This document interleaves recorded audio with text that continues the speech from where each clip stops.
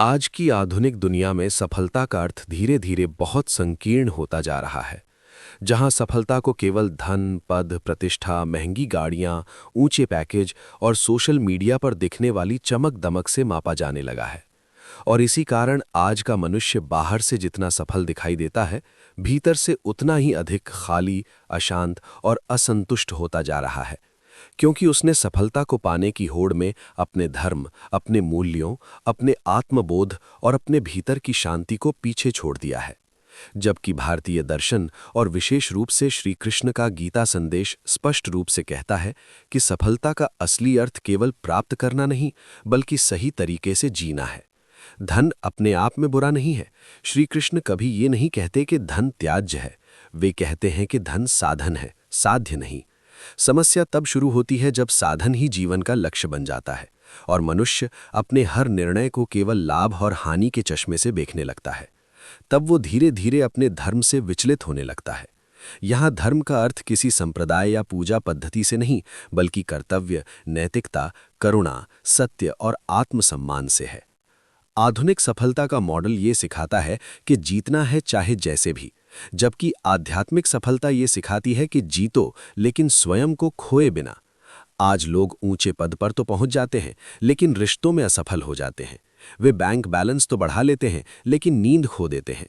वे समाज में नाम कमा लेते हैं, लेकिन स्वयं की नज़रों में गिर जाते हैं। और यही वो बिंदु है जहां हमें ये प्रश्न पूछना पड़ता है कि यदि सफलता हमें भीतर से तोड़ दे, तो क्या वो वास्तव में सफलता कहलाने योग्य है?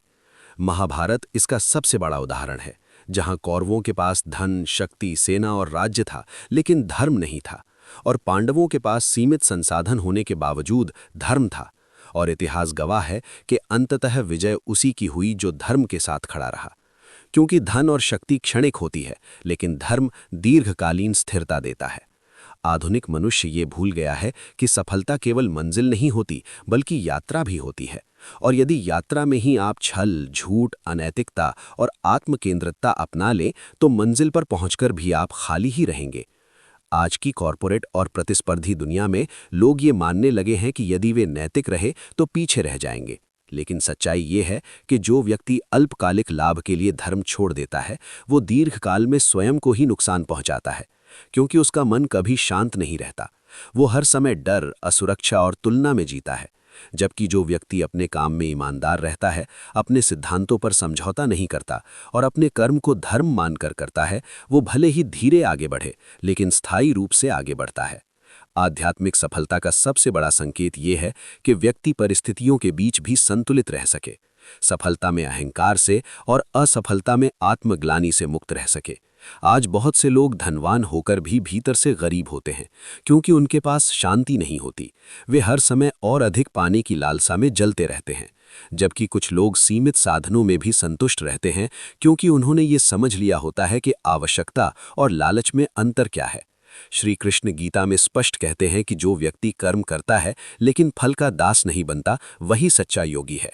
यही बात सफलता पर भी लागू होती है। यदि धन आए तो उसका सदुपयोग करो, लेकिन उससे अपनी पहचान मत जोड़ो। क्योंकि जिस दिन धन चला गया, उस दिन यदि पहचान भी चली जाए तो जीवन खोखला हो जाता है। आधुनिक सफलता अक्सर हमें दूसरों से ऊपर खड़ा करती है, जबकि आध्यात्मिक सफलता हमें दूसरों से जोड़ती है। एक आपको प्रतिस्पर्धी बनाती है, दूसरी आपको संवेदनशील बनाती है। एक आपको केवल लेने की आदत सिखाती है, दूसरी आपको देने की शक्ति देती है। और यही कारण है कि समाज में आज असंतुलन बढ़ रहा है, क्योंकि सफल लोग तो बढ़ रहे हैं, लेकिन संतुलित लोग कम होते जा रहे हैं। सच्ची सफलता वो है जहां व्यक्ति अपने काम में उत्कृष्ट हो, लेकिन अपने मूल्यों के भी दृढ़ रहे। जहां वो ऊंचाई पर पहुंचकर नीचे खड़े लोगों को भूल न जाए। जहां उसकी प्रगति किसी और के पतन पर आधारित न हो। जहां उसका विवेक उसकी महत्वाकांक्षा से बड़ा हो। आज यदि हम अपने जीवन की दिशा को देखें, तो हमें ये समझना होगा कि धन और धर्म एक दूसरे के विरोधी नहीं है। विरोध तब पैदा होता है जब धन धर्म के बिना आता है या धर्म को कुचल कर प्राप्त किया जाता है। यदि धन धर्म के साथ आता है तो वो समाज के लिए कल्याणकारी बनता है और व्यक्ति के लिए संतोषदायक। लेकिन यदि धर्म के बिना आता है तो वही धन चिंता, भय और अकेलेपन का कारण बन जाता है। इसलिए सफलता का असली अर्थ ये नहीं कि आपके पास कितना है, बल्कि ये है कि आप कैसे हैं। आप रात को सोते समय कितने शांत हैं, आप आईने में खुद को कितनी इज्जत से देख पाते हैं, आप कठिन निर्णयों में भी अपने सिद्धांतों पर कितने टिके रहते हैं। और यही वो कसौटी है जिस पर आधुनिक सफलता अक्सर फेल हो जाती है। जबकि आध्यात्मिक सफलता व्यक्ति को ये सिखाती है कि जीवन का उद्देश्य केवल संग्रह नहीं बल्कि योगदान है, केवल आगे बढ़ना नहीं बल्कि सही दिशा में बढ़ना है। अंततः इतिहास उन्हीं लोगों को याद रखता है जिन्होंने न केवल ऊंचाई प्राप्त की बल्कि उस ऊंचाई पर मानवता को भी साथ रखा। इसलिए यदि आप सच में सफल होना चाहते हैं तो ये मत पूछिए कि कितना कमा लिया, ये पूछिए कि क्या बन गए। क्योंकि धन आपको सुविधाएं दे सकता है लेकिन धर्म आपको दिशा देता है, और जहां दिशा सही होती है वहीं सफलता स्थायी होती है।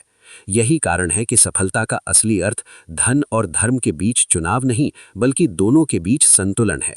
क्योंकि जब धन धर्म के अधीन होता है तब सफलता केवल व्यक्तिगत नहीं बल्कि सार्वभौमिक बन जाती है।